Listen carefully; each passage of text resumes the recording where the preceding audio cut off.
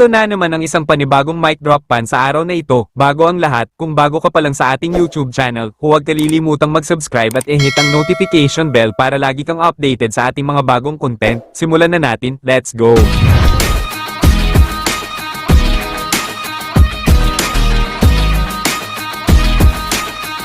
Silipin muna natin ang online peak views ng magkalaban na noontime shows. Wagi ang Itbulaga sa online viewership nang manguna ito laban sa katapat nitong It's Showtime noong December 11, 2024.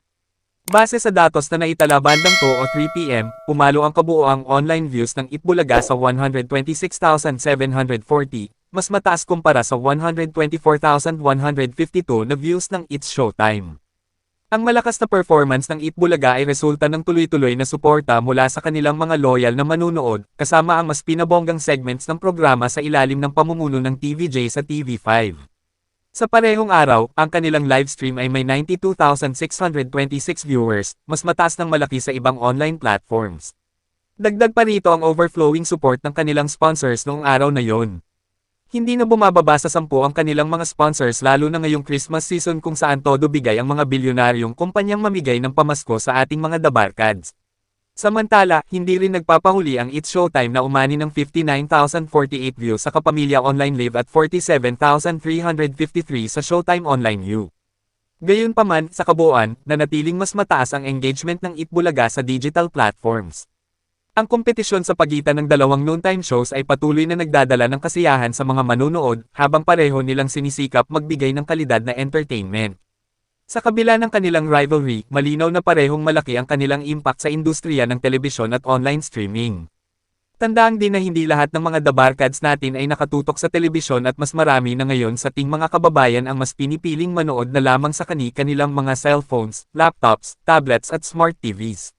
Digital at online na talaga ang labanan ngayon. Kung magpapatuloy ang ganitong trend, magiging kawili-wili ang resulta ng laban ng dalawang higanting programa sa mga susunod na linggo. Ang mga bituin ng Kapatid Network ay nagsama-sama sa isang makabuluhang event, ang isang benefit concert na ginanap sa Smart Araneta Coliseum.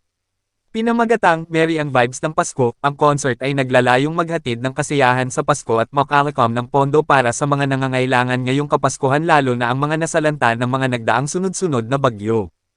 Ang nasabing event ay dinaluhan ng ilan sa mga pinakamalalaking pangalan mula sa Kapatid Network, kabilang na ang mga sikat na singers, dancers, at TV personalities. Nag-alay sila ng kani-kanilang talento sa entablado, mula sa mga nakakaantig na awitin, nakakabilib na dance performances, at nakakatuwang segment na lalong nagpasigla sa gabi. Kabilang sa mga present sa naturang big event, syempre ang TVJ at legit dabarkads ng Itbulaga, Singing Queens, Willie Revillame, Will to Win Go Girls, Himalani Nino Kids, Ana Ramsey, Carmela Lozano, Aga and Charlene Mulak, Inday Fatima, Heaven Peralejo, Dulce, Bituin Escalante, South Border, Arthur Neri, at marami pang iba. Nakijoin din sa saya ang ilang mga kilalang personalities mula sa ating content partner ABS-CBN Studios na sina Sara Geronimo, Piolo Pascual na may pelikula kasama si Bossing Vic Soto, Bamboo, April De Ap, Corina Sanchez Rojas na may programa din sa TV5 na face-to-face harapan, at syempre si Majesty Maha Salvador. Present din sa naturang event ang mga kilalang sports personalities na sina Carlos Yulo, Nesty Petesio, buong puwersa ng News 5 kagaya nila Senator Raffy Tulfo, Cheryl Sosim, Julius Babaw, Lord De Vera at MJ Marfori, at marami pang iba. Bukod sa kasiyahan, ang layunin ng concert ang makapagbigay ng suporta sa mga nangangailangan. Ang mga nalikom mula sa event ay lalaan sa iba't ibang charitable programs na tumutulong sa mga pamilya at komunidad na nangangailangan ng tulong sa panahon ng Pasko. Naging matagumpay ang gabi dahil sa mainit na suporta ng mga fans at iba pang manunood, na hindi lamang nag-enjoy sa natatanging performances kundi nagkaroon din ng pagkakataong tumulong. Ang konsyerto ay patunay na ang diwa ng bayanihan at pagmamahalan ay buhay na buhay sa puso ng mga Pilipino, lalo na ngayong Kapaskuhan. Mapapanood ang Merry ang Vibes ng Pasko, the two-part TV special sa darating na December 15 at 22, linggo ganap na 5:30 p.m. sa TV5 at TV5 HD Channel 15 at Channel 255 sa Signal. Simulcast din ito sa 1PH, Buko Channel Channel 2 at Sari-Sari Channel 3 sa Signal. Meron din itong catch-up ganap na 10 p.m. sa RPTV Channel 9 at Channel 10 naman sa Signal HD. Para sa Team Online, mapapanood din ito via live streaming sa Signal Play. Samantala, patuloy na kinagigiliwan si Queen Amber Torres ng mga manunood ng Itbulaga matapos ang kanyang masiglang pagganap bilang isang ninang sa programa. Sa episode ngayong araw December 13, hindi lamang niya pinahanga ang mga dabarkad sa kanyang nakakaaliw na pagganap bilang isang ninang, kundi nagpakitang gilas din siya sa kanyang dull performance. Una, ipinamalas ni Queen Amber ang kanyang galing sa pagkanta ng Let It Go ni Queen Elsa ng Frozen. Pangalawa naman ang kanyang high energy pagdating sa pagsasayaw. Ang husay at karisma ni Amber Torres ay patuloy na nagbibigay kulay sa noontime show. Hindi lamang siya isang Child Star of the Year, kundi isa na rin sa mga pinakaminamahal na dabarkads ng Itbulaga. Ang kanyang ninang persona nung araw na yun ay agad naging usap-usapan sa social media na nagdulot ng mas mataas pang engagement para sa programa.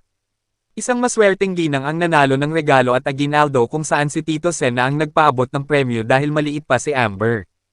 Tunay ngang si Queen Amber Torres ay isa ng mahalagang bahagi ng programa sa loob lamang ng ilang buwan, at ang kanyang presensya ay patuloy na magbibigay saya sa bawat araw.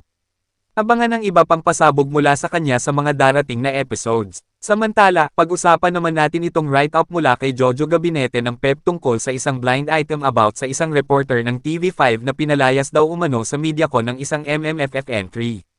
Ayon sa write-up, imbitado sa nakaraang media conference ng isang pelikulang kalahok sa 50th Metro Manila Film Festival o MMFF ang reporter ng TV5 kaya maaga itong dumating sa pagdarausan ng pagtitipon. Nakaupo na ang reporter sa mesa nang lapitan siya ng dalawang taong may kinalaman sa magaganap na press conference. Magalang at punong-puno ng paumanhin na sinabi sa reporter ng mga kinatawan na hindi siya maaaring lumahok sa presko na idaraos. Paliwanag nila, may isang taong ayaw umanong makita ang sinuman mula sa TV5, kabilang ang cameraman na kasama ng reporter. Kahit nagtaka, inunawa ng reporter ang sitwasyon kaya hindi siya nagtanim ng sama ng loob o nagtampo sa mga kinatawan na napag-utusan lamang ng nakatataas. May hinala ang reporter ng Kapatid Network sa katauhan ng personalidad na ayaw makita ang sinuman mula sa TV5, pero hindi na siya nag-aksaya ng panahong alamin kung sino ito. Nagbasa ako ng mga comments at madalas ay si MJ Marfori daw ang tinutukoy ng karamihan habang ang iba naman ay si Kalad Karen daw ang pinalaya sa MediaCon at ang may sala umano ay isang artistang may malaking galit sa TV5. Ngunit ayon kay MJ, nasa isang business trip daw siya abroad at wala daw siya sa MediaCon. Imposible ding si Kalad Karen ang tinutukoy ng blind item dahil hindi naman ito umano isang field reporter kundi isang newscaster ng network. Ngunit para sa akin, maaaring isang personality na may galit sa TV5 ang siyang nag-utos na palayasin ang kahit sinong reporter na galing sa Kapatid Network. Ito naman masasabi ko sa artista or personality na yon. Naway 5 times din ang balik sa'yo ng mga ginawa mo. Damay na natin pati pelikula mo dahil masama ugali mo o 5 times lalangawin sa mga sinehan. Para sa maiinit na balitang Dabarkads para sa Dabarkads, mag-subscribe lang at like at i-share ang video na ito. Maraming salamat, hanggang sa susunod na video.